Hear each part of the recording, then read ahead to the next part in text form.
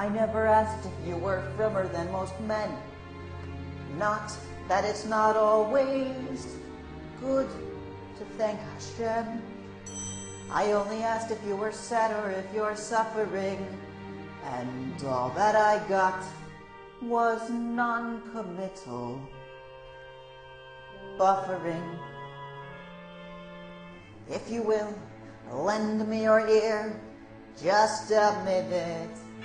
I've a notion that's so novel you will likely not believe it. It may surprise you, but just look, it's not so strange. Were I to say, how you doing today? You answered for a change. Wonderful. I'm doing wonderful. I'm feeling wonderful. Baruch Hashem.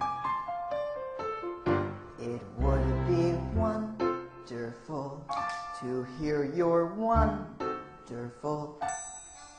Believe me, you're still a firmament, and it feels wonderful to say you're wonderful. Hey, look who's wonderful. No disrespect. It is not heretic to be more specific when somebody questions your affect. You know, Chanah, most people don't want anyone to know how they're actually feeling. So you hide from them behind diversionary religious ramblings? Oh, Chanah, where I come from, people say all sorts of things that don't mean anything. It's called yeshivish.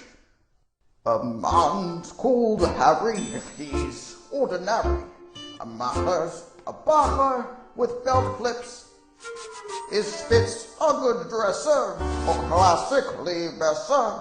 A man's a tuna Bible if he's liable to a lip. Labeled heap to stave off self-analyses. That's why forward questions are dismissed. I'm feeling wonderful, but why say wonderful? In fact, it's not even the difference of an M. For good or bad, you must thank Hashem.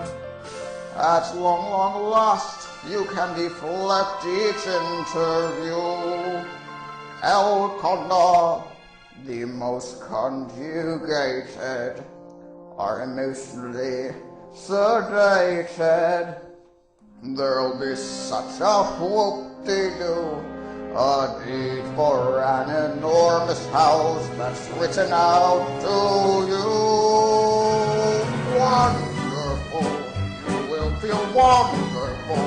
That does sound wonderful. Baruch Hashem. Once you are wonderful, house is God's wonderful. Wonderful, wonderful. 1, 2, and go!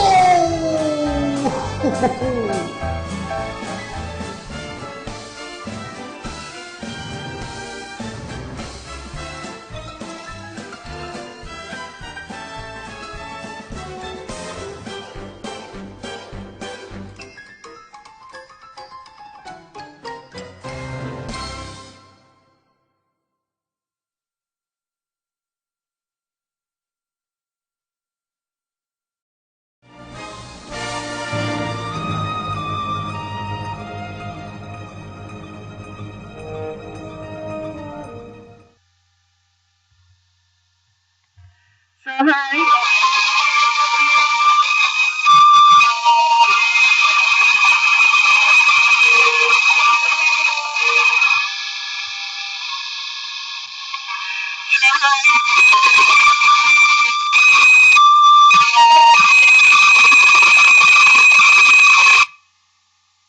Hi, everybody. When someone needs a little humor, we tell them to stick it. How nice. Okay. Well, you can read Torah with a stick, Atzvani, like is in a yad, or you can read Torah with a shtick and a sense of humor. It depends on which way you'd like to take it. Okay. Thank you for that illuminating remark, David. This evening, we're going to talk about the Parsha Yitro, and that was a video. And I put it for the end of the video where it says, Baruch Hashem, Baruch Adonai, because this Parsha this week is the very first Parsha in which that particular phrase appears. So it is absolutely wonderful, Baruch Hashem, that we can see that happening. Now,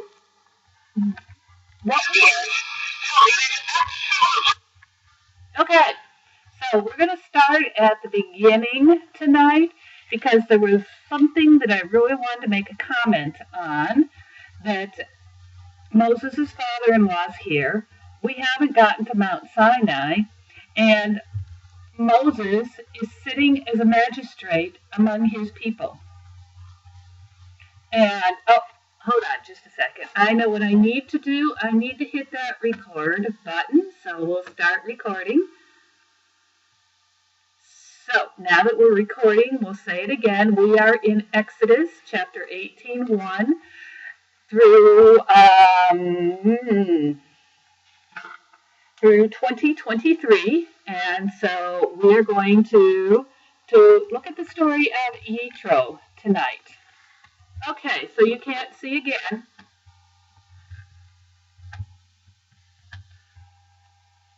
I pushed the wrong button. Anyway, back to Yitro, chapter 18:1 through 20:23, and we're going to talk about Yitro. As I said, this is the first Parsha in which the phrase Baruch Hashem shows up, which is why I went ahead and played that lovely song. Now, what we're going to see is Moses is sitting as a magistrate among the people. And his father-in-law, Yitro, comes and says, "What is this that you're doing for the people? Why do you act alone while all the people stand about you from morning till evening?" And Moses said, well, the people have a dispute. And when they have a dispute, they come to me. And I decide between a man and his neighbor. I make known the laws and the teachings of God. What laws and teachings are we talking about in this specific instance? Because we haven't gotten to Mount Sinai yet. We're on the way. So what laws? What teachings? What has Moses learned so far that the people don't know about, that they're coming to him to sort out the disputes? Any suggestions from anybody? Any comments on what the laws, make known the laws and instructions for God? And Moses' father-in-law, okay, could be Noahide law, that's possible. And Moses' father-in-law says, well, this is wrong. This is not right. This task is too heavy for you alone. You need help. Now, listen to me. I will give you counsel, and God be with you. And in that phrase, Bikoli, listen to my, and Elohim imecha will be with you, haya ata la'am. So God is going to be with him. Now, in this instance, but we don't know if Abraham had Noahide laws and rules that Abraham had. Surrender the foreskin, yes, that was one that God did make known to Abraham. The rest of the Noahide laws and information had come out of Midrashim, not out of the biblical text. We haven't seen them in here. We have things that are alluded to them, like do not murder, because we have Cain and Abel. But Yitro is telling Moses to pay attention. Listen to me, I will give you counsel.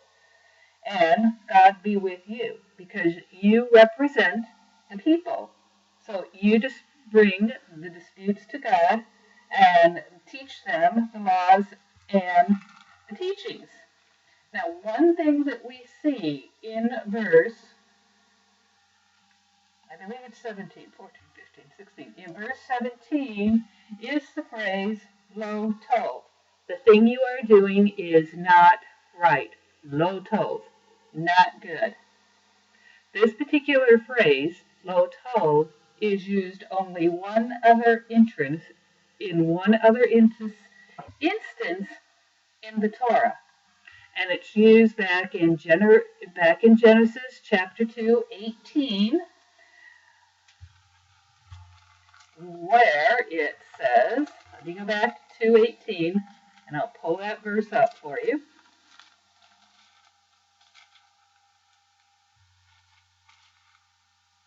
Back in, let's see.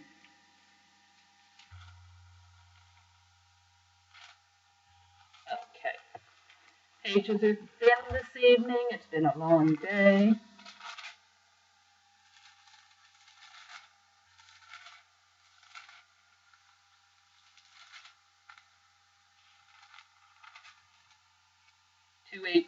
It is not good for man to be alone.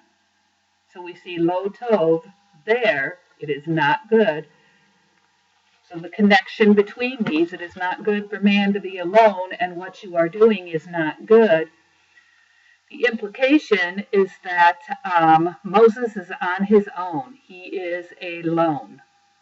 It's not like he's got friends. It's not like he's got a court, a council, someone to help him. He's all by himself. What happens to leaders that are all alone and leading their communities all alone? And they don't have time to take care of themselves. What happens to leaders? What are some suggestions that you folks can think of? Not promoted by divorce lawyers of the day. Okay. They burn out, says Shlomo. That's true, they burn out.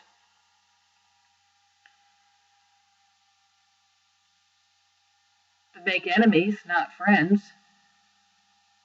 So how do you resolve this problem? How do you keep from burning out in a position of leadership? What do you have to do? What are some suggestions that you have that you can take through?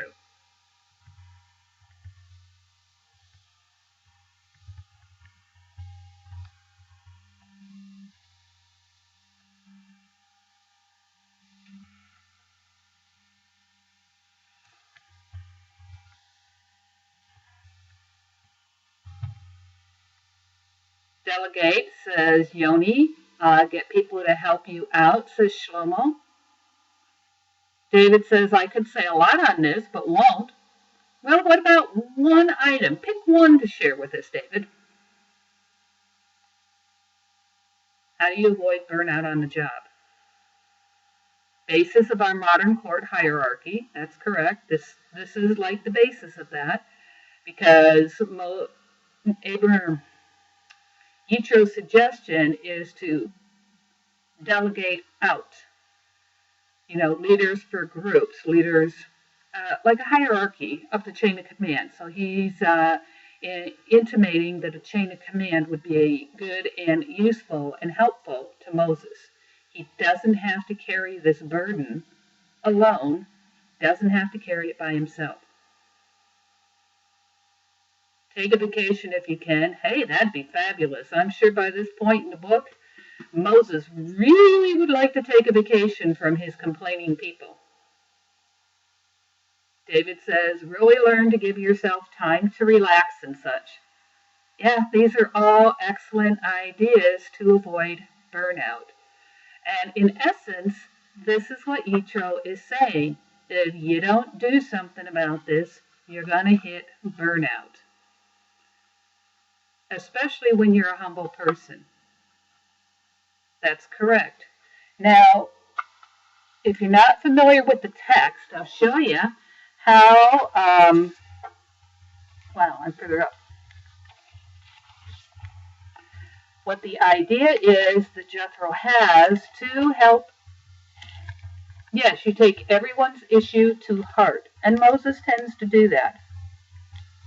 Okay, so Jethro's idea is seek out from among all the people capable men who fear God, trustworthy men who spurn ill-gotten gains. So what's he looking for? He's looking for men that are trustworthy. He's looking for men that are honest, that are willing to take a stand for what's right, and set these men over the others as chiefs of thousands, hundreds, fifties, and tens. So our smallest group are the minions. So the 11th guy is in charge of the minion, and then 5 minions together will make up a group of 50. So that's like your first hierarchy level up. Everybody sees the minion. Minion can't help it. Take it up to the next level, which are the 50s. If the 50 can't help you, take it to the next level up, which are the hundreds. If the 100 level of the court can't help you, take it up to the 1,000 level. If the 1,000 level can't help you, it's kind of like going up through your state court system. First you have your local court, the 10s, and then you have your state courts, the 50s. Then you have your appellate courts, which are up next, so those would be the hundreds. Then you have the thousands, which would be like your state Supreme Courts. And then, who's up at the top? Moses at the federal level of the Supreme Court, the top of the heap. So we have a pyramid here of hierarchies. This is going to take some of the pressure off of Moses, and it's going to help him lead the people easier. Now, interestingly enough, it says, and listened Moses to the voice of his father-in-law. Vayishma, and listened Moshe lekol, to the voice, chotnu, to his father. So he listened to his father-in-law and paid attention.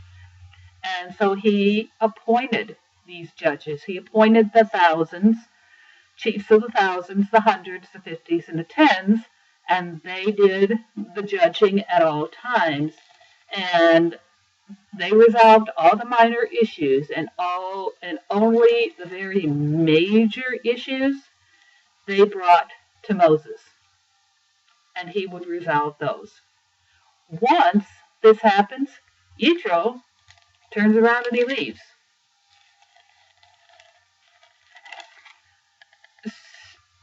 Now,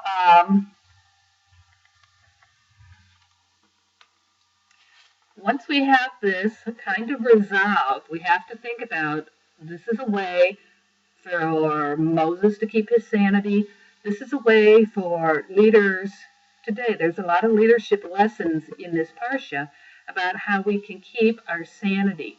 And I'd like to share with you some teachings from our friend, Rabbi Shefa God, that she says that Yitro is instructing Moses in laws of empowerment, because Moses is acting like a crazy man. He's wearing himself out, wearing his life away, sitting alone, people are around all the time, and change is required. Now, you have to be able to share the joy and the burden of leadership, because if you sit alone, it weighs you down. It doesn't become what we were talking about last week, the stubbornness of chazak. It becomes kabed, the weighing down. So we make ourselves and put ourselves into a kabed, stone-weighted space. And Lanny's right. There were plenty of major issues. There were more than enough major issues to keep Moses busy, so by delegating all the minor little ones, that made Moses' life saner, and he was able to keep his sanity. Now, one of the things that Shepha says is that her first practice is sanity. And for Shepha, sanity is the condition that allows for the full functioning of her body, feelings, thought, and awareness, which when it opens and she's at full function, she can be present for revelation. Because sanity is an emotion that requires the right balance of solitude and service, spaciousness, and stimulation. And she asks a very profound question. She says, what if Yitro were to come and look at your life for one day? What would his advice be to you?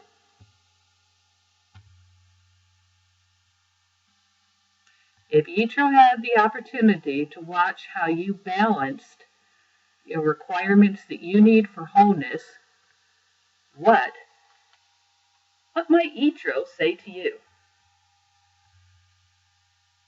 Give you a few moments to think about that. Yeah, sanity is a matter of perspective sometimes, Lanny. I would agree that it could be way overrated.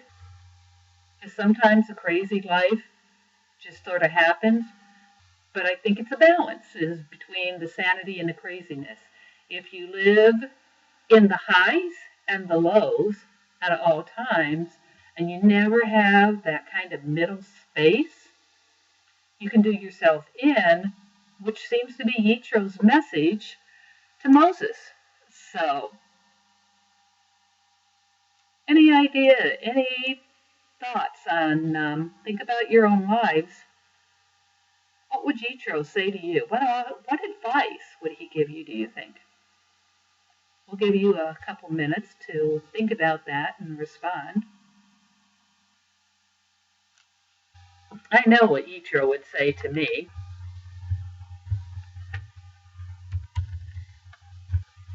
Oh, I'm on capitals. I don't want to be on caps. Yitro would say to me that I need to take more time for me during the day, especially to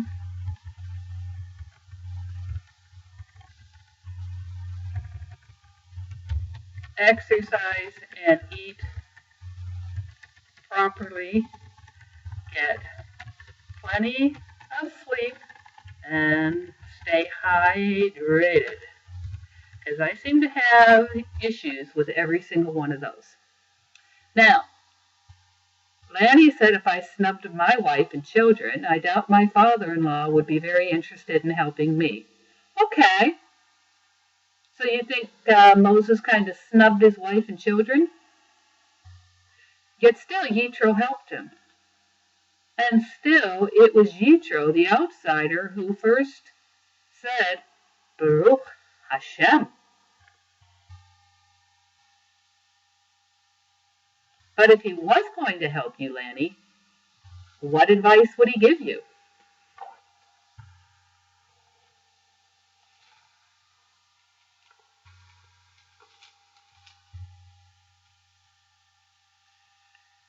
Okay, so Lanny feels that Moses kind of snubbed his wife. And maybe one of the reasons that he potentially snubbed his wife and his children could be because his time is so taken up with the people, he doesn't have time in his life for anything else. Okay, well, we don't know why Zipporah and the kids went back to Midian. The text doesn't tell us. The text just says that she and the children went back. So we don't know why. Maybe she was angry with him and said, that's it. I'm taking the children and I'm going home to my parents. Goodbye. When you get your head out of your rear end, then let me know and we'll come back. As Lanny says, get off your and do something for your family. Right. So what about you, Shlomo? What do you think Jethro would tell you? What do you think he'd tell you, David? Doc? Lanny? We know about Zipporah. Now, I've shared what I thought Yitro would say to me. It's time for you folks to share. I'm delegating this question out to you to help with this question of leadership. And it's possible, Lanny, that Yitro did say that to Moses. Just because it's not in the text that we have recorded doesn't mean that Yitro didn't take him to task for that, or Zipporah, that she didn't say something to him. Oh, you get the same advice I do, huh, Shlomo? Pay attention to what you eat and more exercise. Yep. We all eat the wrong things because of our human nature. Just like the people in the wilderness, we like our Egypts, our places along the Nile. We like our melons, our garlic, and our onions. We like our meat and our bread. Watch your blood sugar, yep. Now, if we're stretched to the limit, do we have time to do any of these things?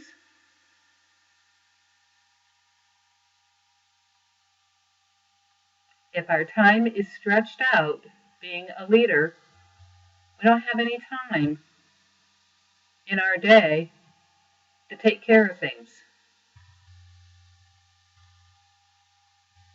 So maybe part of the issue here is efficiency, because Moses was not leading the people very efficiently in this judging of the problems between the people. So we could say that Yitro was offering experience on how to be more efficient by delegating. Right, David says we start making poor decisions ourselves. And I'm sure that we can all raise our hand and admit we have made at least one poor decision in our life. Yeah, when stretched out, it's not easy.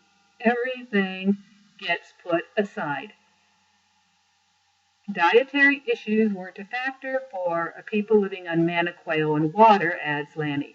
No, but the people complained about what they didn't have. They didn't have onions. They didn't have garlic. They didn't have cucumbers and cantaloupe and other melons. And they probably didn't have beer, because we all know that the Egyptians were the first people to brew beer. They probably didn't have wine. They probably didn't have honey. They probably didn't have better quality bread. Shlomo, I think every single person here has made at least one poor decision. And we don't have to share them and make ourselves feel bad. We're all aware that that's a part of human nature. Right, these people also complained about what they did have. They were an unruly, squabbling lot, and Moses was responsible. And then there are instances when Moses went to God and said, "Help me." Lanny says they didn't have wine, W-I-N-E. They had wine, W-H-I-N-E. And they had a big bottle of W-H-I-N-E wine. And there are instances when Moses went to God, and God said, "Why are you asking me? Don't ask me. Do something. Get in the act and get it done." So there's a time to act and a time to pray. A time to whine and snivel and feel sorry for yourself, and a time to get the job done. So, Another one of the items that I wanted to share with you is a sanity assessment practice. If we take Yitro's advice to heart and we be honest about our personal requirements for sanity, we have to ask ourselves what we must do each day in order for us to stay whole and alert. Now, sometimes these requirements, when we don't fulfill them and we find ourselves out of balance, that's when we realize, oh, yeah, we do need that. What is it we're missing? What is it that we don't have that keeps us from being present for the miracle of our daily life? So, are you ready for Shepha's assessment practice? I'm going to help you by writing this down. So if you choose to write it down and follow it, you have it to do. So do an honest accounting. So here we go. Do an honest accounting of your, okay. Oh.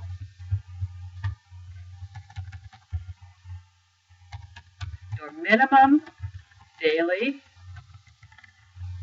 requirements, for sanity. We'll stay sane. How's that? And then the second one is, find it here, your minimum weekly requirement. So then we have your minimum weekly requirement. After that, we have your minimum monthly requirement.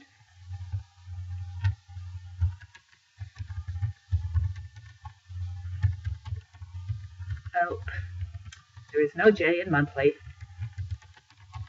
Requirement.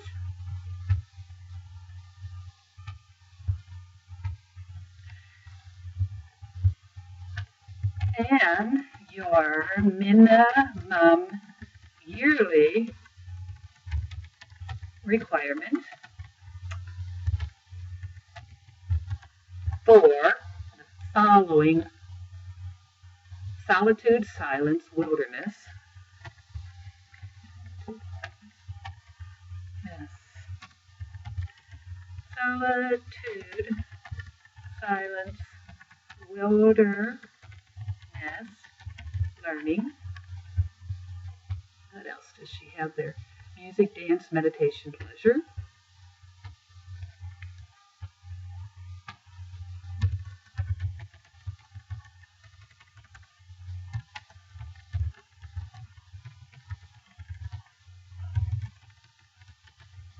Pleasure. Beauty, nourishment, intimacy.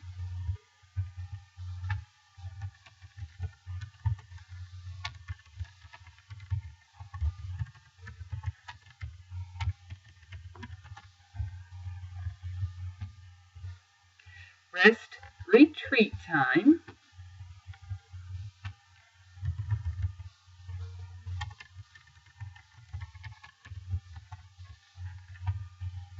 Rest, retreat time. Whatever it is that is required.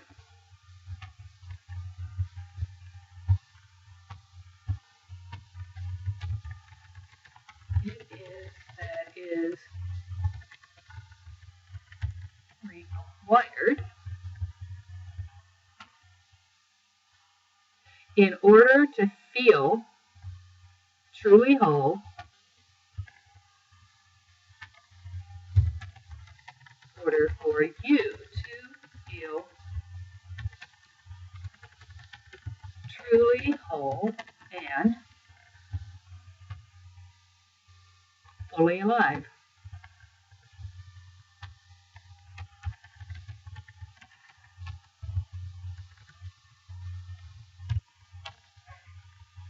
Now, Now, once you think about this,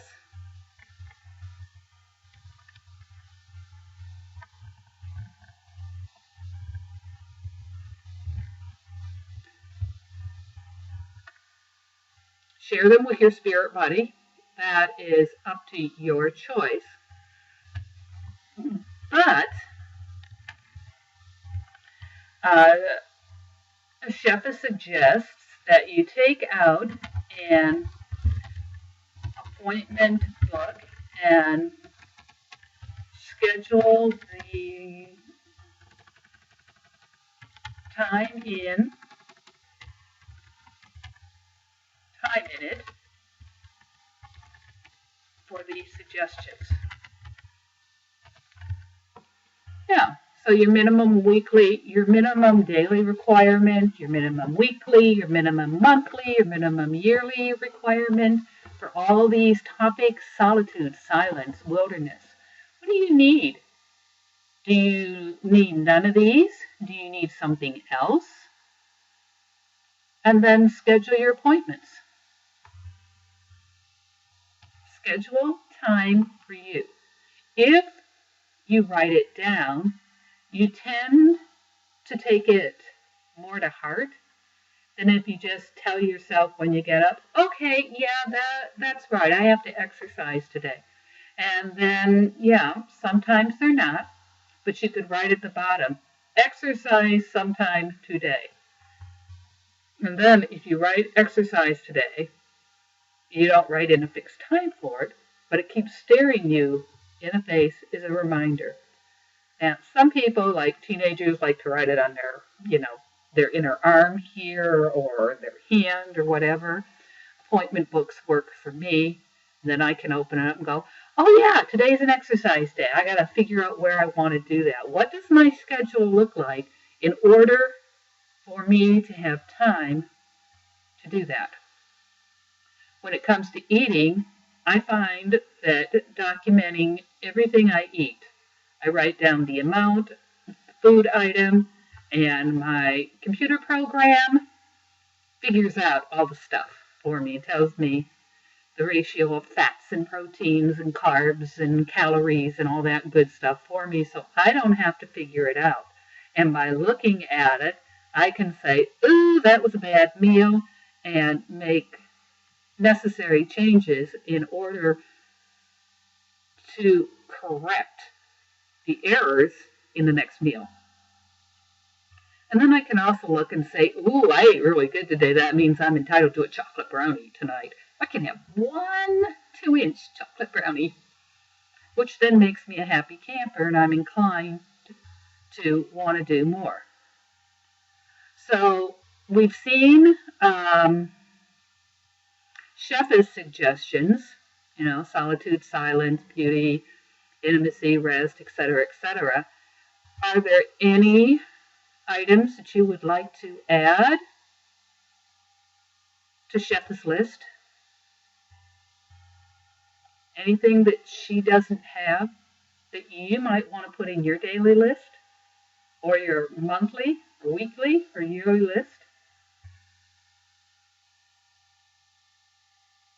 She doesn't have vacation on hers, or she has retreat time, but she has whatever it is that is required for you.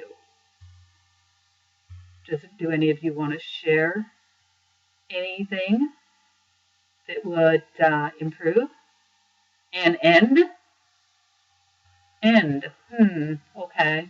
You'll have to explain what you mean by that, Lanny. That went right over the top of my head, and I totally didn't get that.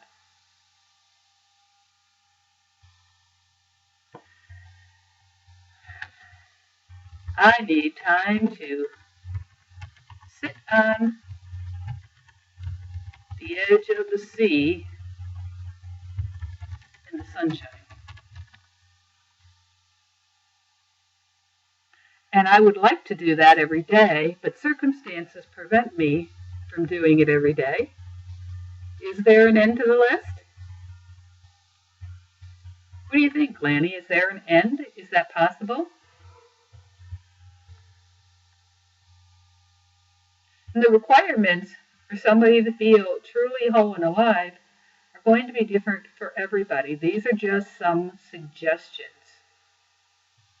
The question is, what do you need on a daily basis? What do you need on a weekly basis? What makes you feel whole?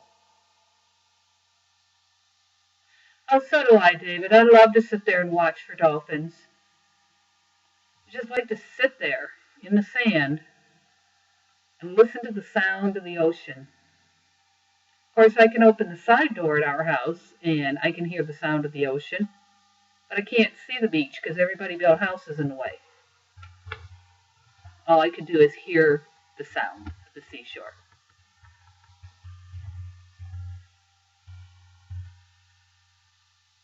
This summer, I'm making a date to climb a mountain. Mount McLaughlin in the Cascade Range in Oregon. It's 11,000 feet, and I'm going to the top of that little puppy. I can't hear the ocean today because I'm in Ocala. So I am 90 miles inland, centrally located between the Atlantic and the Gulf of Mexico. I'm at my parents' house. But I love the sound of the sea.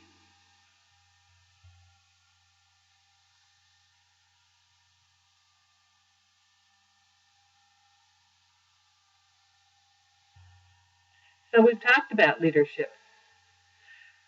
Yeah, but my parents are not doing well. We took my dad. My dad went back to the hospital today, and they're keeping him.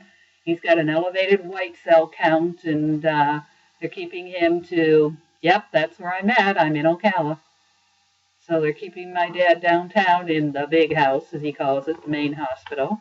And we'll find out what happens this time. Another infection, another day. So, yeah, but mainland is scary. I like my little island a whole lot better.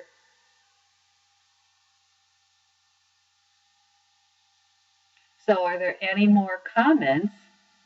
Thank you. James White is his name. So, if you add him to your prayers for health, that would be wonderful. Thank you. We spent our day in the ER, so it's been a long day here.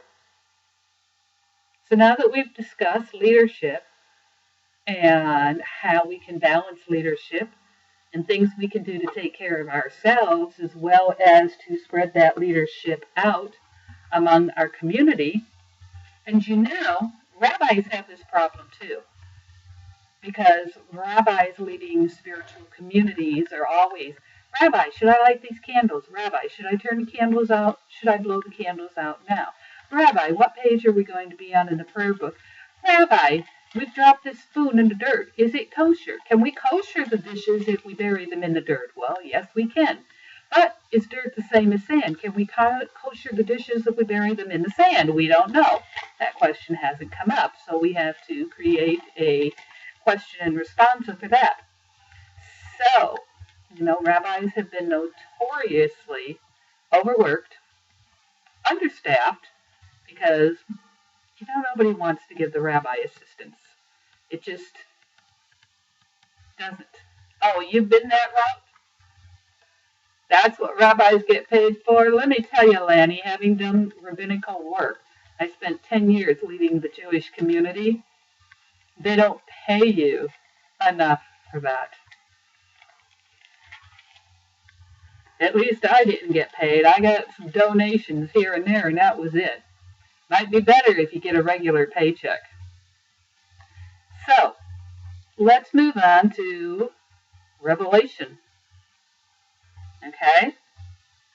So, we're going to move forward into Exodus 19. If you turn your pages, if you got a Chumash, a Bible there, it says, on the third new moon, after the Israelites had gone forth from the land of Egypt, this is our clock, the third new moon, on that very day, they entered into the wilderness of Sinai. So it wasn't the day before, it wasn't the day after, it was on that very day on the third new moon.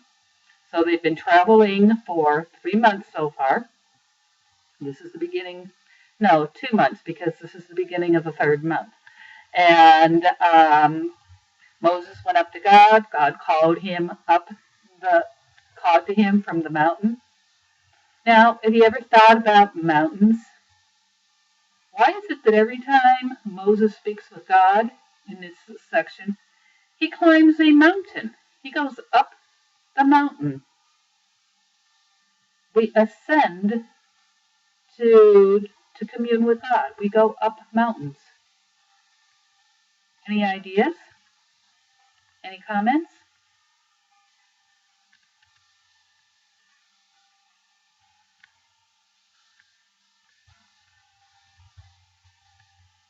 Shared leadership here, people. Any comments?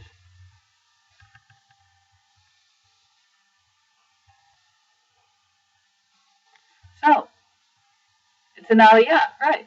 I like that. That's the first aliyah. Moses went up to God. In fact, in verse 3, let's see if that's actually the word they use. Vayikra elav Adonai, and called out to him God, min hahar, from the mountain Lamor, kol tomar lebeit Yaakov. Wait a minute. Where's the beginning of this sentence? It's not the beginning. Where are we? Maybe if I start at the beginning of the sentence. Oh, okay. Lamor kol tomar lebeit Yaakov, and said to the house of Egypt, Letaged, Libnei Yisrael.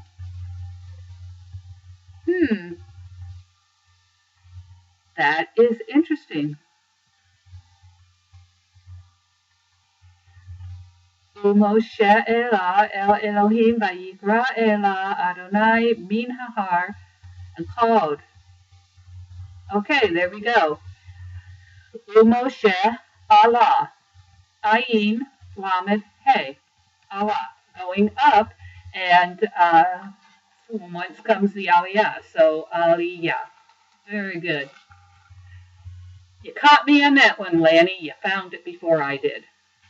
God doesn't have to come all the way down. Moses has to meet him halfway. Moses has to do his part as well. Verse 3, the second word, has the same root as aliyah. Yep, I found it, Lanny. It's exactly where it is. And in the ancient world, God's always lived up. God's lived above humans, most commonly at the top of mountains. In fact, the Tower of Babel, the Tower of Skewed Language, we believe it was in Babylon at that time.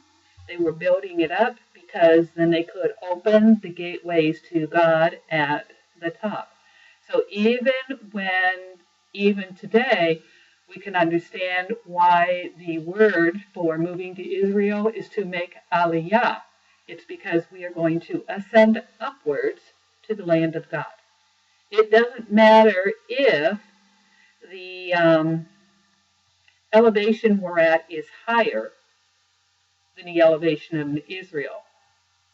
We're still going to ascend and go up. Right, above, literally and figuratively, Lanny. That's correct.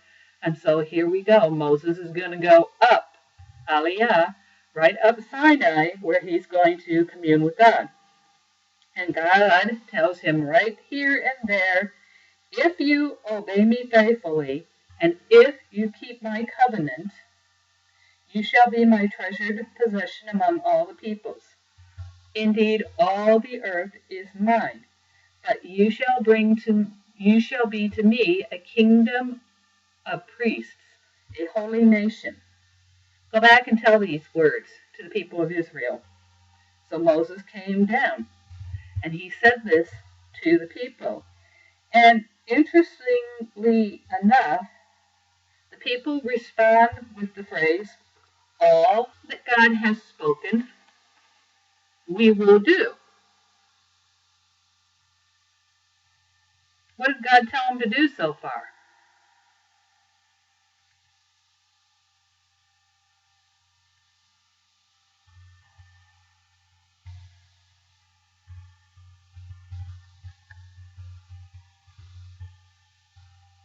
we will do. All that God has spoken, we will do. What has God told him to do yet? Anything? Only to keep his covenant. Has God told him what the covenant is yet?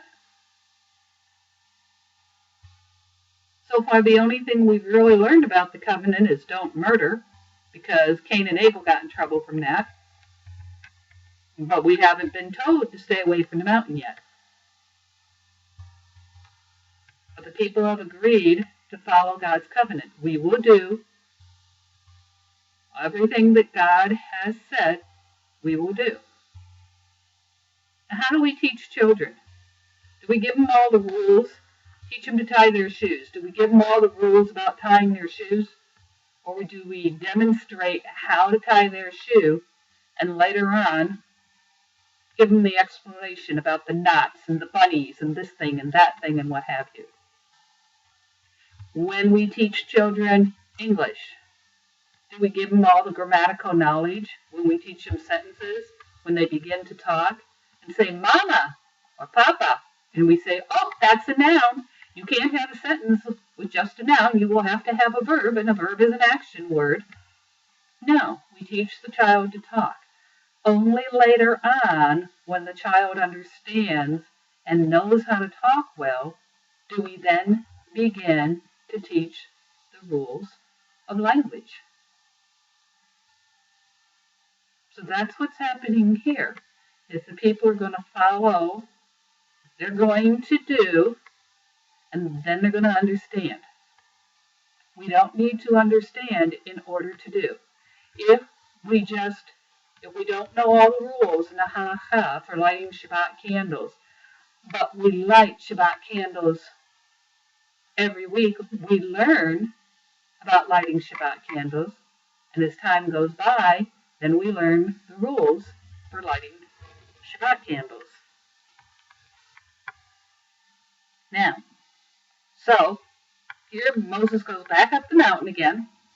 God and he have their little chit-chat, and Moses goes back down to the people and gives them the next bit of instructions from God. They're going to set the boundaries around the mountain, that people need to be clean. They want to have like a purification thing. They do not touch the mountain, because if you touch the mountain, you'll be put to death.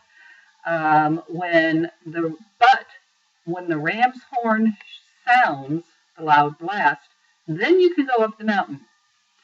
And the people were warned to stay pure.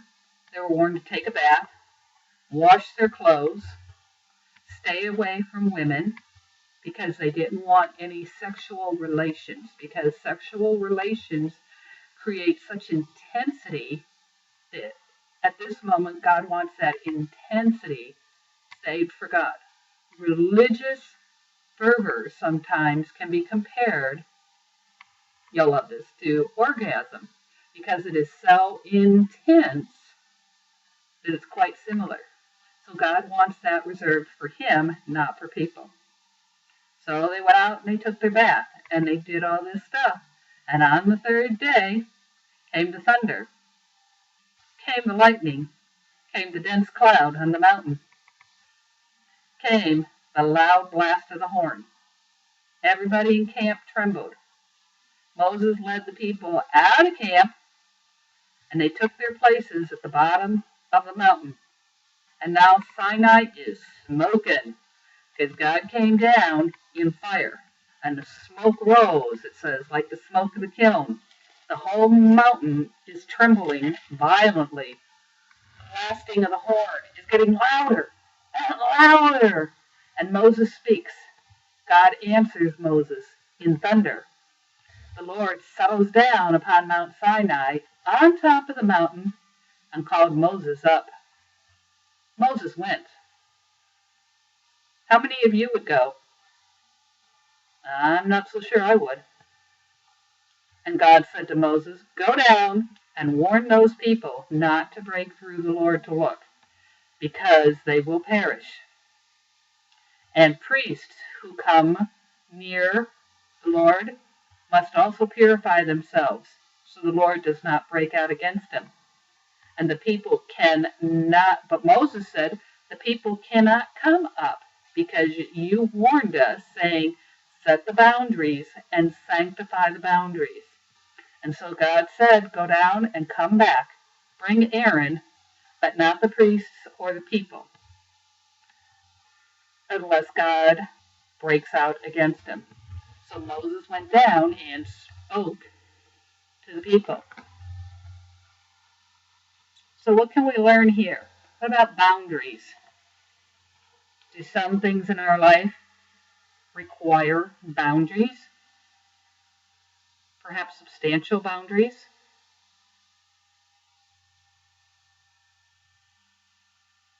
Intense situations?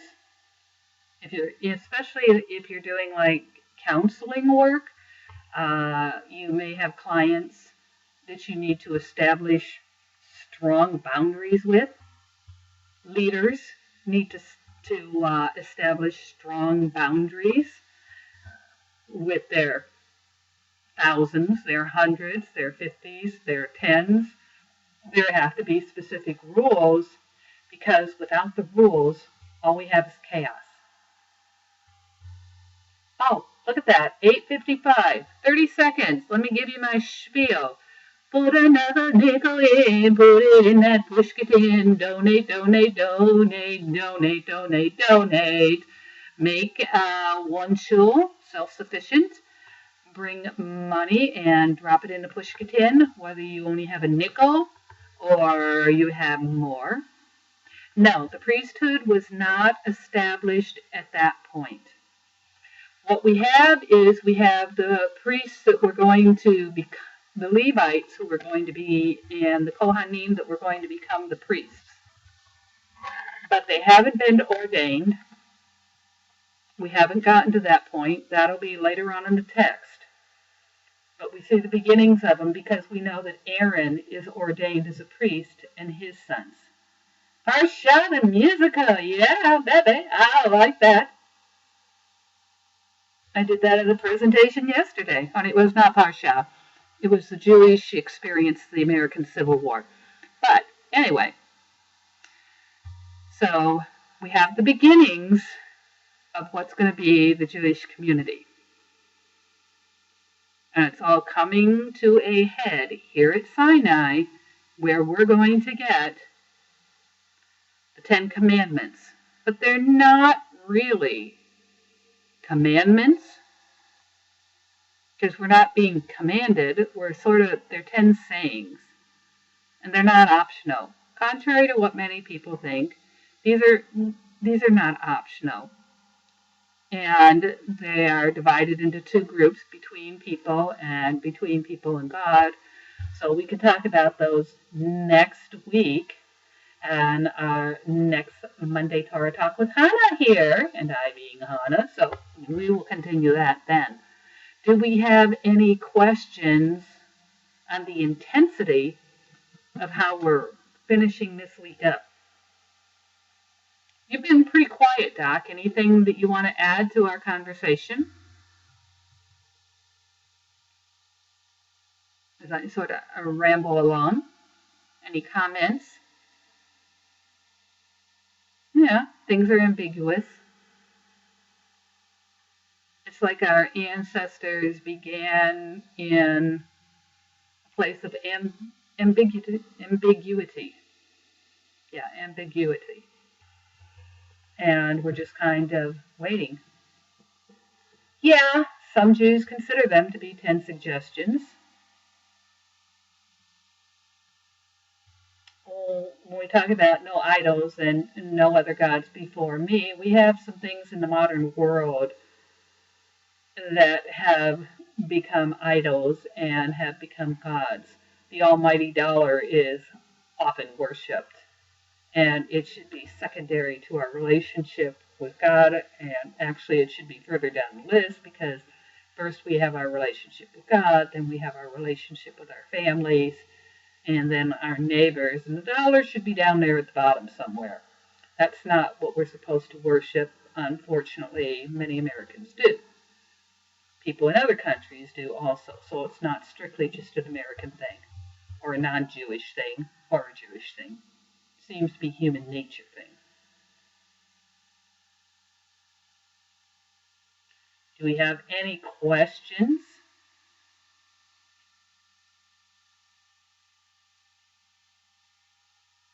Got too much? Ah, okay. Too much time lapse.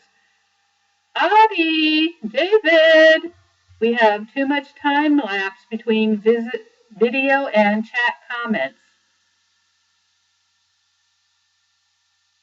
Any suggestions? Maybe David can fix that for us.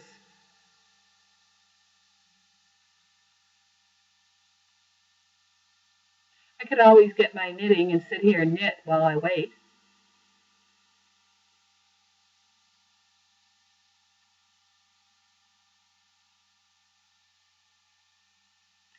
We'll bring that up and we'll see if David could give us some suggestions on how to fix that issue, Lanny. Oh, slow feed on his computer. I'm sorry, Lanny, you're out of luck. Unless you want to use a different computer.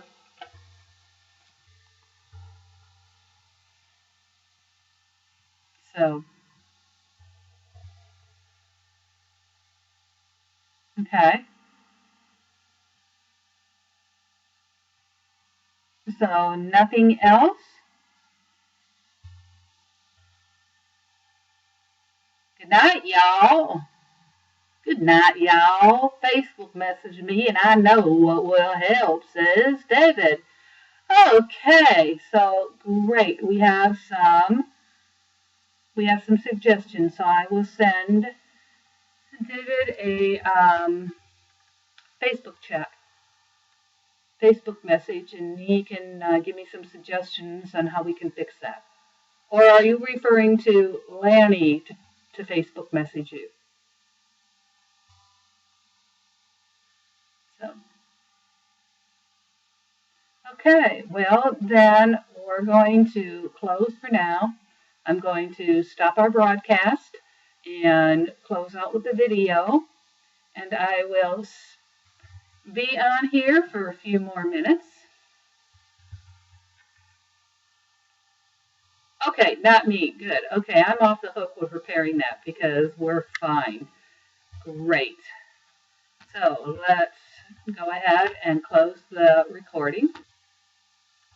Now I can title it.